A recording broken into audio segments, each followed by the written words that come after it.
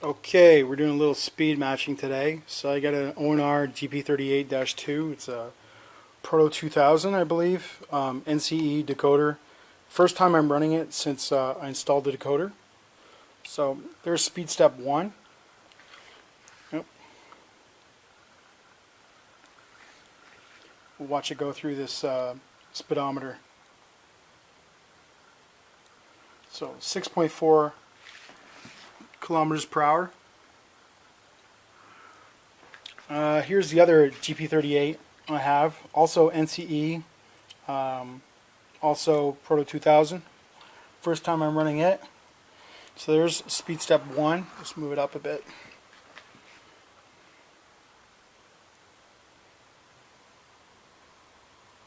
So 8 kph.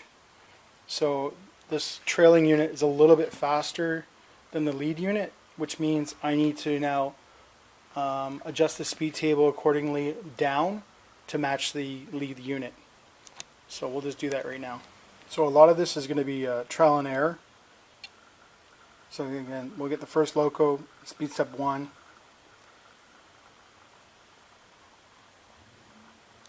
This time 5.5. And it's stuck. Again, motors behave a little differently each and every time. If I get it within 1 or 2 kph of the other loco, that's acceptable. So we're going to move up the second loco to go through the tunnel.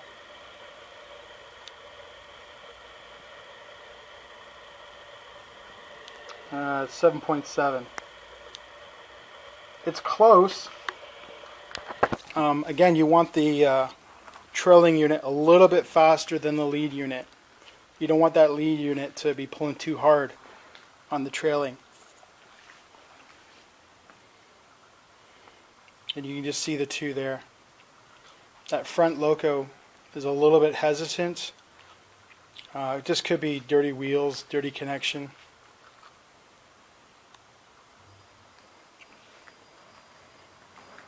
Interestingly enough, it seems to be leaving the trailing unit, even though the speed tunnel just said the trailing unit was faster.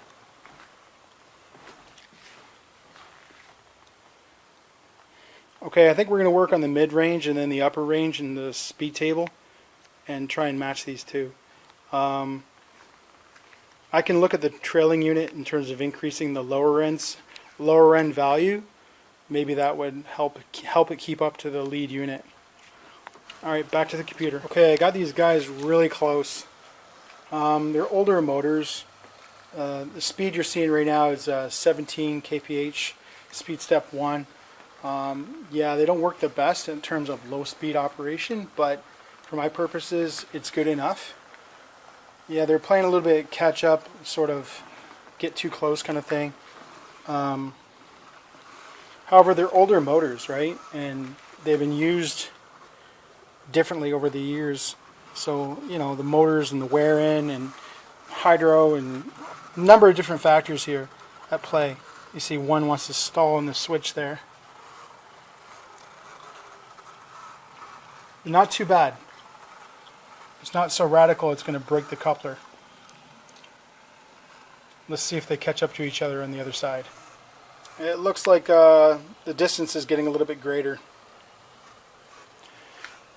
But we'll see. Around the other end of the layout, I mean, they could be back together again.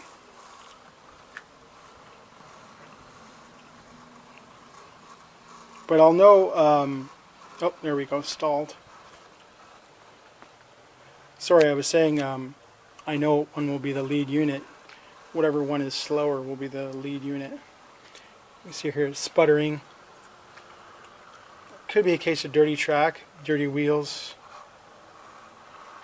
A number of variables.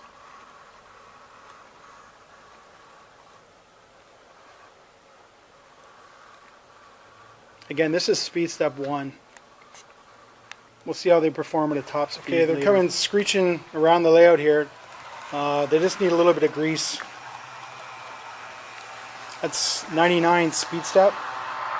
I believe they're doing 76, 78 kph. See what it says. Helps if I turn it on.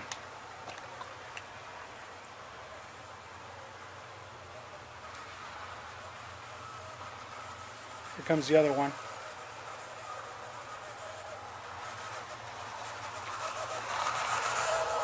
$76.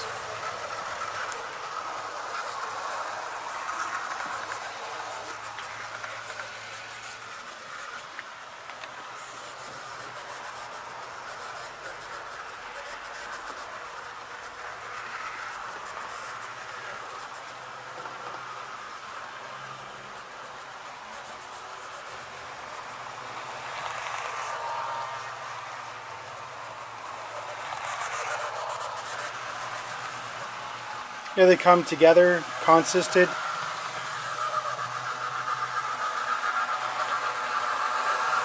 I mean, looking at the coupler there, yeah, there's a little bit of give and take, but it's not so radical that it's going to break the coupler.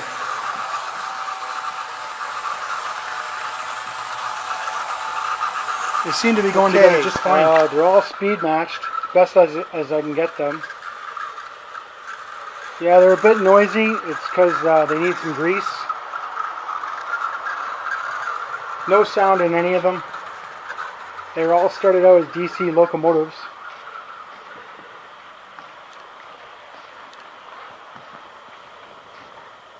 The fastest one's at the back.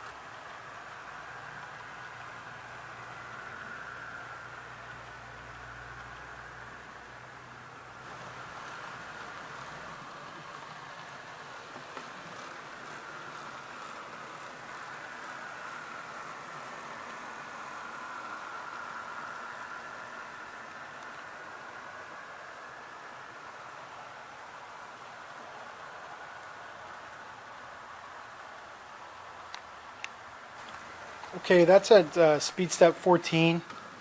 For a model train, that's fast enough for me.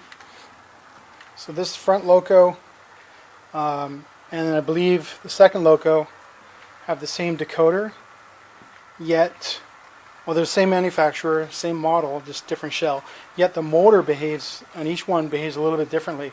So I had to compensate for the lower end of the speed and the higher end of the speed for these two. And then this last one only has a top speed that's lower than these two.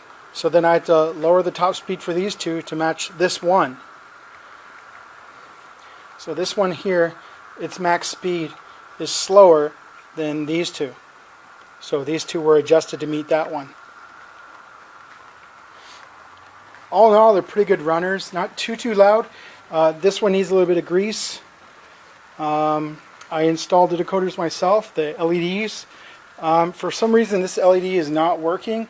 Yet on my test track it does work, so I don't know, it could be a loose connection in there or something. Have to take off the shell and do a little bit of work on this front one. This one's programmed to the road number 1800. This one's programmed to 1801. Even though they're both the same road number, I had to change one so that they respond differently. Two different numbers, two different addresses.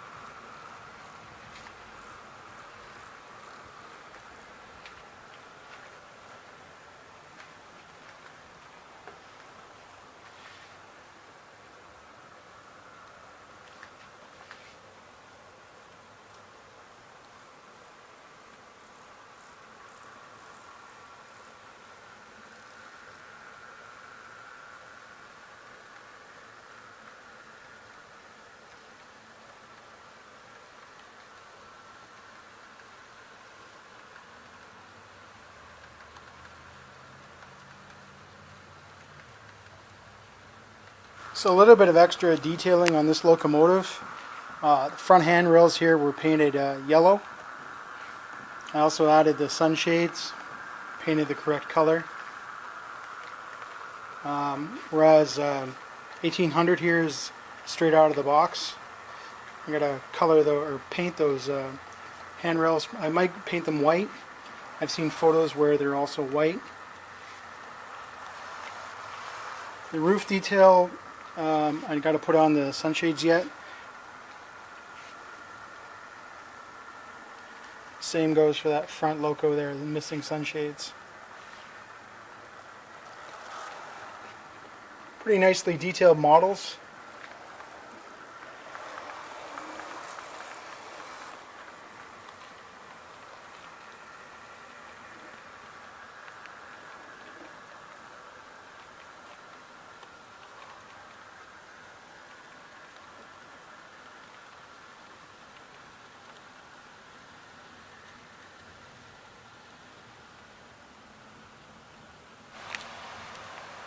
This is maximum speed, 99 on the throttle. They're running quite nice now. Very quiet actually. Looks like they just needed to be run.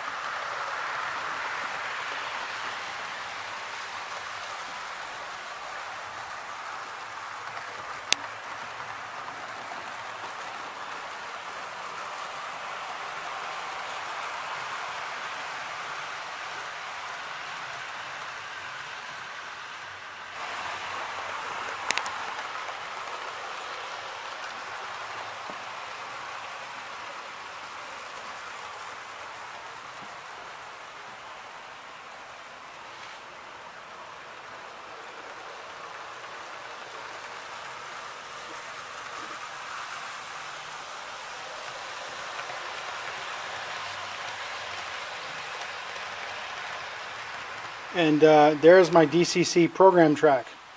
So we got right here the Loke soundtrack, and here we have a Sprague JMRI track.